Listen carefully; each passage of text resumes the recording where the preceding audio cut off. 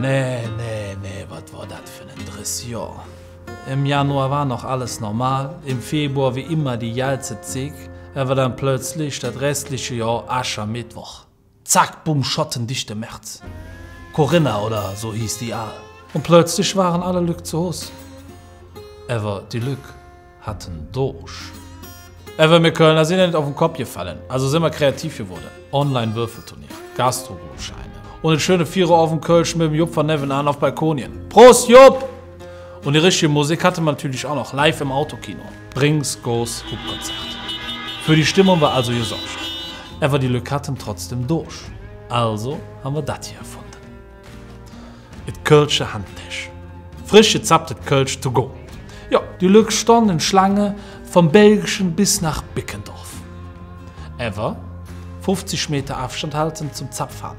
Also Aufmarsch. Ja, und damit man keinen Marathon laufen muss, um leicht einen Sitzen zu haben, haben halt ein paar kluge Köpfe das frisch gezapfte Kölsch in Milchflaschen verkauft, ne? Wie sagt man so schön? Kölsch macht müde Männer munter. Oder so ähnlich.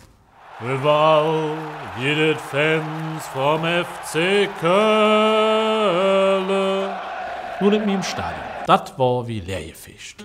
Aber so ein Geisterspiel, das hatte auch seinen Reiz. Da konntest du den Hennes im Backstage-Bereich noch götteln hören. So leise war das.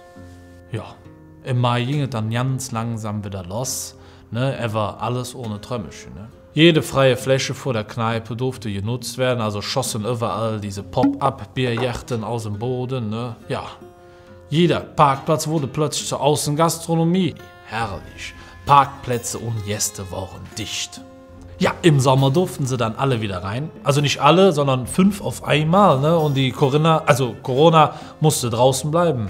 Ja, irgendwo konnte man sich dann zwischen diesen Desinfektionsmittelspendern dann ein Plätzchen suchen und entspannt im Kölsch trinken. Ja, und damit die Lück sich nicht so auf die Pelle rüge, haben wir halt über Finsterschief aufgebaut und irgendwelche Duschvorhänge aufgehangen. Also, ich habe dieses Jahr mehr gezimmert als gezappt. Im Winter ging dann wieder nichts mehr.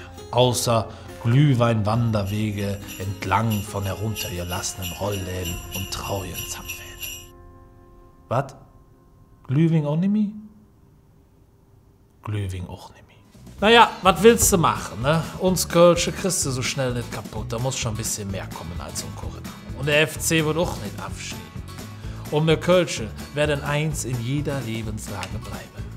Mit geilste Fleckchen Welt da draußen. Prost zusammen.